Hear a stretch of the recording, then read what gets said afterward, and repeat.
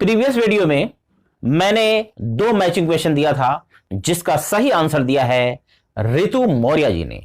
रितु मौर्य के इस सिंसियरिटी को देखकर मैं उनके फ्यूचर के लिए ढेर सारी शुभकामनाएं देता हूं और मैं ये आशा करता हूं कि सभी व्यूअर्स इसी तरह से मेरे वीडियो को देखते रहेंगे और जो भी होमवर्क, जो भी क्वेश्चन मैं पूछूंगा उसका सही आंसर देंगे और नेक्स्ट वीडियो में मैं विनर्स का अनाउंसमेंट करूंगा, इसी तरह से उनके नामों की घोषणा करूंगा।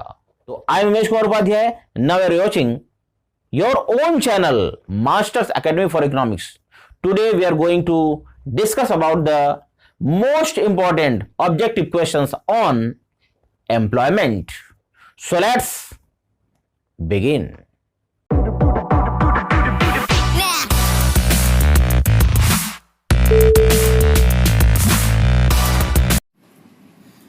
अब आपके सामने पहला क्वेश्चन है, number of persons unemployed is equal to labour force minus. इसमें क्या फिल कर सकते हैं? पहला है लेबर सप्लाई, दूसरा है वर्क फोर्स, तीसरा है टोटल पॉपुलेशन और डी है चौथा है पार्टिसिपेशन रेट। तो इसका सही आंसर है वर्क फोर्स यानी कि बी। अब चलते हैं दूसरे क्वेश्चन की तरफ। Question number 2, data for formal employment is collected by. Option दिया हुआ है कि किसके द्वारा कलेक्ट किया जाता है। सबसे पहले Ministry of Labour, B Ministry of Human Resources and Development, C Ministry of Statics and Programme Implementation और डी है नेशनल सैंपल सर्वे ऑर्गेनाइजेशन। तो इसका जो सही आंसर है वो आपका है ए, यानी कि मिनिस्ट्री ऑफ लेबर। चलते हैं क्वेश्चन नंबर 3 की तरफ। ऑल द पब्लिक और प्राइवेट सेक्टर इस्टेब्लिशमेंट्स विच एम्प्लॉय। फिल करना यहाँ पे देखते हैं कौन सा ऑप्शन फिल किया जाएगा। हायर्ड वर्कर्स और the more than called formal sector establishment. कहने का मतलब यह है कि ये जो फॉर्मल सेक्टर इस्टेब्लिशमेंट हैं उसमें कितने जो है लोग एम्प्लॉय रहेंगे कि उसको जो है क्या कहा जाएगा, फॉर्मल सेक्टर कहा जाएगा, चाहे वो प्राइवेट हो चाहे पब्लिक। तो इसका ऑप्शन है सी, यानी कि 10 अगर एम्प्लॉय हैं तो चाहे वो प्राइवेट सेक्टर हो चाहे पब्लिक सेक्टर हो, कोई भी इस्टेब्लिशमेंट हो, उसको हम कहेंगे फॉर्मल सेक्टर इस्टेब्लिशमेंट। चलते हैं क्वेश्चन नंबर 4 की तरफ। क्वेश्चन नंबर 4 है, unemployment rate can be calculated by using the formula. इसमें अनएम्प्लॉयमेंट रेट कैलकुलेट करने के फॉर्मूले की बात की गई है। तो सबसे पहला फॉर्मूला है labour force plus work force upon size of labour force multiply by 100। दूसरा है number of unemployed persons divide by 100 multiply by force labour force.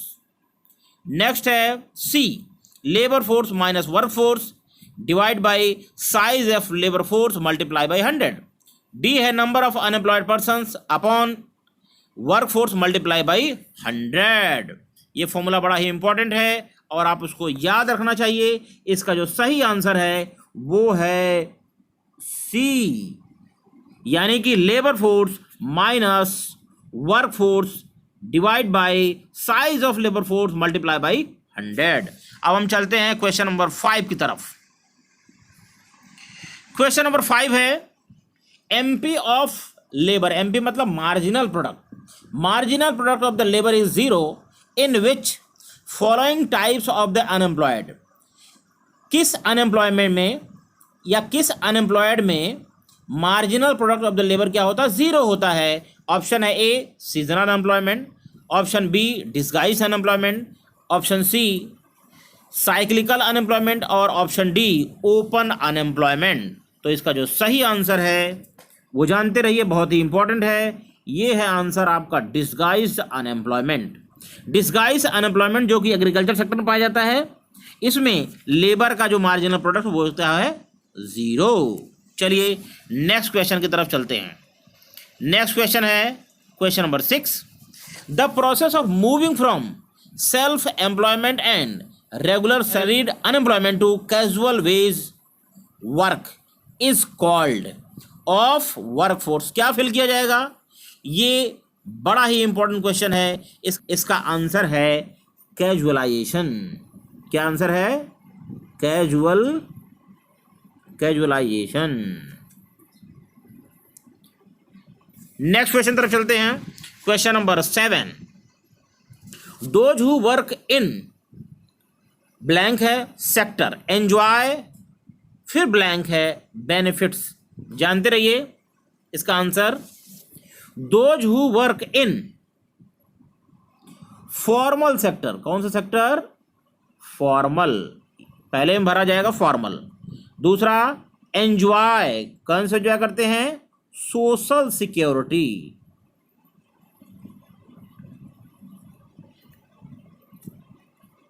तो जो भी फॉर्मल सेक्टर में काम करते हैं वो क्या करते हैं? सोशल सिक्योरिटी एंजॉय करते हैं। सोशल सिक्योरिटी का मतलब होता है उनका पीएफ बनता है, उनकी पेंशन रहती है, ये सारी चीज़ें, उनका जो है सबका कलेक्टिव जो है इंश्योरेंस भी हो सकता है, ये सारी चीज़ें होती हैं।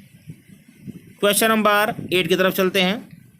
The ratio of labour force to total population is termed as, पहला है लेबर फोर्स पार्टिसिपेशन रेट, दूसरा है वर्क फोर्स, तीसरा है बोथ ए एंड बी, और चौथा है यानी डी है नीदर ए नॉर बी।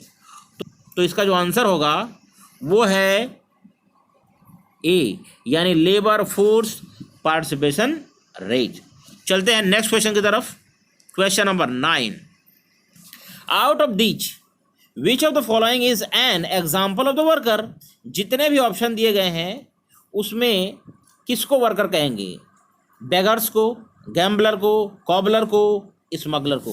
तो इसका जो सही आंसर है वो है कॉबलर, यानी कि जो जूता सिलने वाला है, मोची है, केवल वही जो है वर्कर होता है। भीख मांगने वाले, गैम्बलर, जुआ खेलने वाले, स्मगलर, इन सब को हम वर्कर की कैटेगरी में नहीं रखते हैं। चलते हैं क्वेश्चन नंबर 10, ब्लैंक है of workforce refers to a situation where people tend to find employment more in organized sector of a country।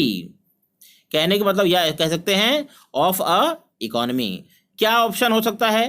पहला है कैजुअलाइजेशन, दूसरा है इनफॉर्मलाइजेशन।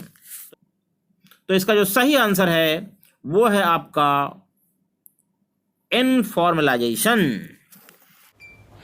अब आपके सामने आज का होमवर्क है, तो आइए देखते हैं। 2 क्वेश्चन है। पहला क्वेश्चन है मैचिंग। एक तरफ लिखा हुआ है disguise unemployment, structural unemployment, frictional unemployment और साइक्लिकल अनएम्प्लॉयमेंट।